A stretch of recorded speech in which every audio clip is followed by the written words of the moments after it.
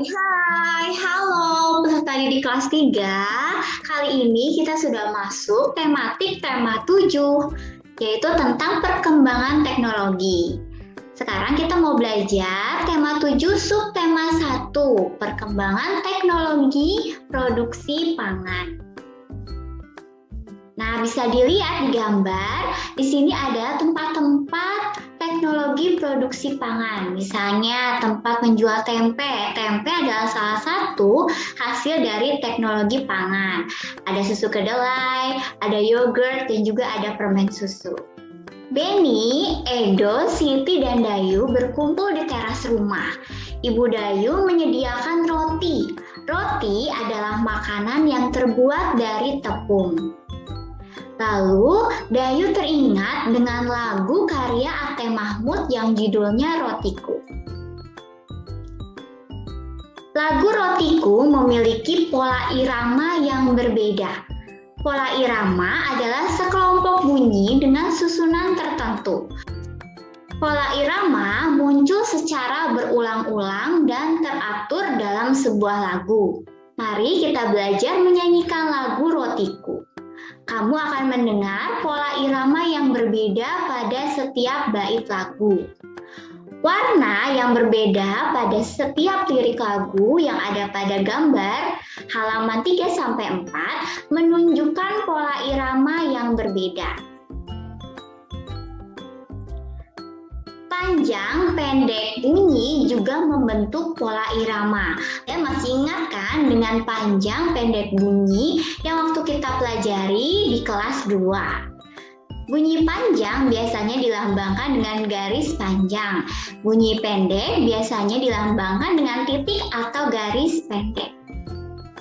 Perhatikan pada lirik lagu Rotiku ini, bait 1, 2, dan 3 mempunyai panjang pendek bunyi yang sama. Dan pada bait yang keempat mempunyai panjang pendek bunyi yang berbeda dengan bait 1, 2, dan 3.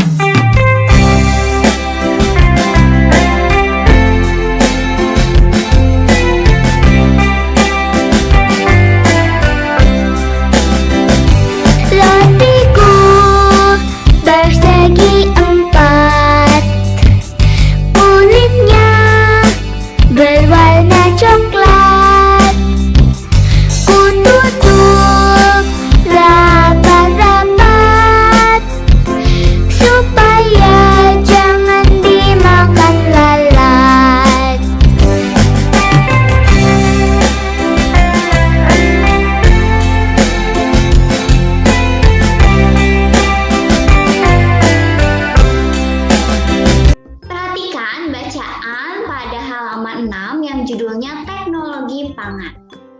Alam Indonesia sungguh kaya. Kacang kedelai, jagung, dan kelapa adalah hasil pertanian. Telur, daging, dan susu adalah hasil peternakan. Semua itu adalah sumber pangan kita. Pangan artinya makanan. Alam Indonesia menyediakan sumber pangan kita. Hasil panen dan ternak yang melimpah memberi makanan yang cukup bagi kita. Akan tetapi, hasil pertanian dan peternakan tidak dapat bertahan lama. Makanan itu dapat membusuk. Makanan busuk harus dibuang. Hasil panen harus diolah agar tidak cepat membusuk. Mengolah hasil panen dilakukan dengan teknologi pangan. Teknologi pangan adalah penggunaan ilmu pengetahuan untuk mengolah pangan atau makanan. Teknologi pangan dapat menghasilkan makanan baru. Teknologi pangan menjaga agar makanan tidak cepat membusuk. Hasil panen berlimpah dapat diolah menjadi makanan baru. Kacang kedelai dapat dibuat menjadi tahu, tempe, dan kecap. Susu sapi dapat diolah menjadi mentega, susu bubuk, dan keju. Teknologi pangan mengolah makanan agar tahan lama. Teknologi pangan sangat bermanfaat bagi kehidupan. Setelah kita membaca bacaan tentang teknologi pangan, mari kita jawab pertanyaan berikut berdasarkan teks teknologi pangan. Nomor 1, apa arti dari pangan? Pangan artinya adalah makanan.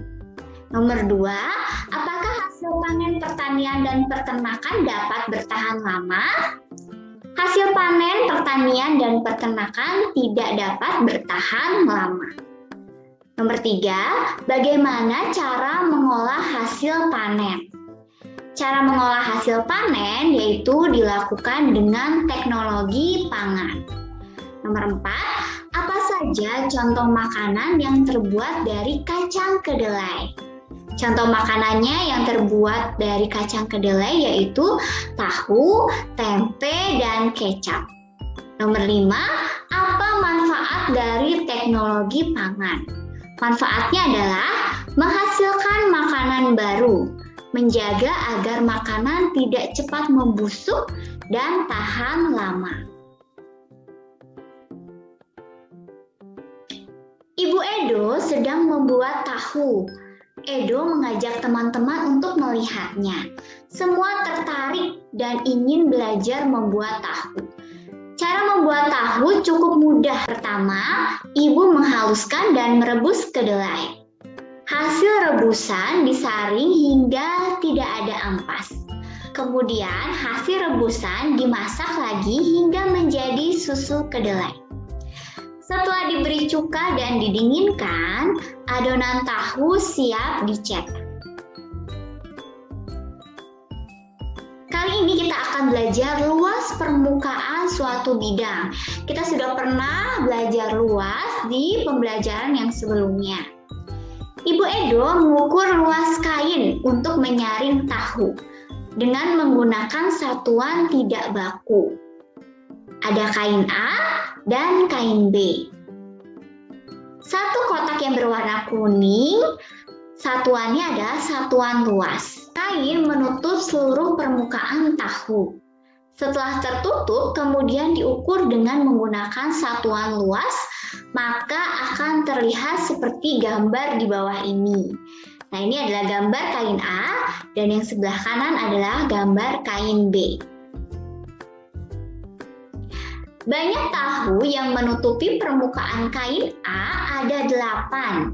Betul ya, di sini ada 1, 2, 3, 4, 5, 6, 7, 8. Permukaan kain B ditutupi oleh 1, 2, 3, 4, 5, 6, 7, 8, 9, 10, 11, 12, 13, 14, 15, 16. Ternyata permukaan kain B ditutupi oleh 16 tahu berbentuk persegi. Sekarang, berapakah luas dari kain A dan kain B?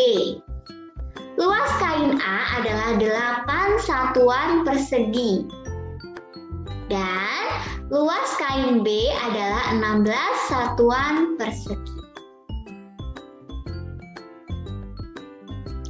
Perhatikan bacaan yang berjudul Bandeng Presto pada halaman 13-14. Bandeng presto adalah ikan bandeng yang dimasak dengan menggunakan panci presto. Panci presto menghasilkan uap air bertekanan tinggi. Hal itu akan membuat daging ikan menjadi lunak.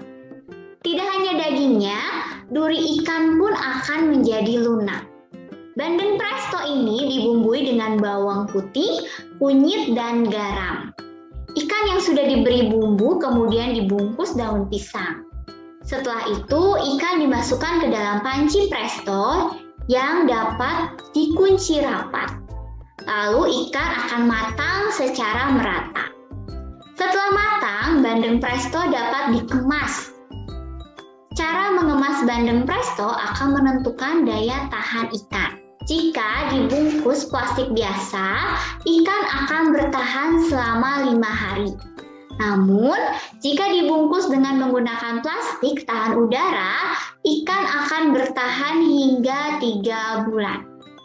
Kumpulan kalimat yang diberi warna berbeda disebut paragraf. Ini ada yang berwarna hijau, merah, dan juga biru, masing-masing adalah paragraf. Sehingga ada berapa paragraf pada teks Bandeng Presto?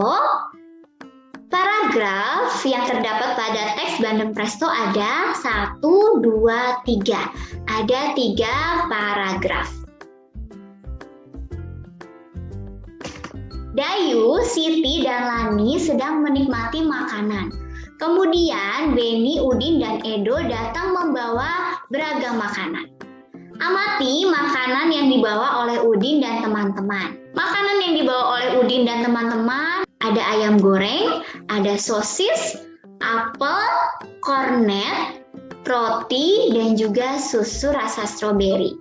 Bolu pisang dan susu rasa stroberi merupakan makanan hasil pengolahan teknologi pangan. Sekarang tulislah daftar makanan hasil teknologi pangan berdasarkan gambar di atas. Daftar makanan hasil teknologi pangan yaitu yang pertama sosis, yang kedua kornet, yang ketiga bolu pisang, yang keempat susu rasa stroberi. Kebiasaan yang berbeda merupakan bagian dari keberagaman. Setiap orang memiliki makanan kesukaan. Kesukaan setiap orang berbeda-beda. Jika temanmu memiliki kesukaan yang berbeda darimu, apa yang akan kamu lakukan? Yang harus kita lakukan adalah memahami dan menerima perbedaan kesukaan setiap orang. Hal itu sesuai dengan pengamalan Pancasila sila ketiga yang berbunyi Persatuan Indonesia.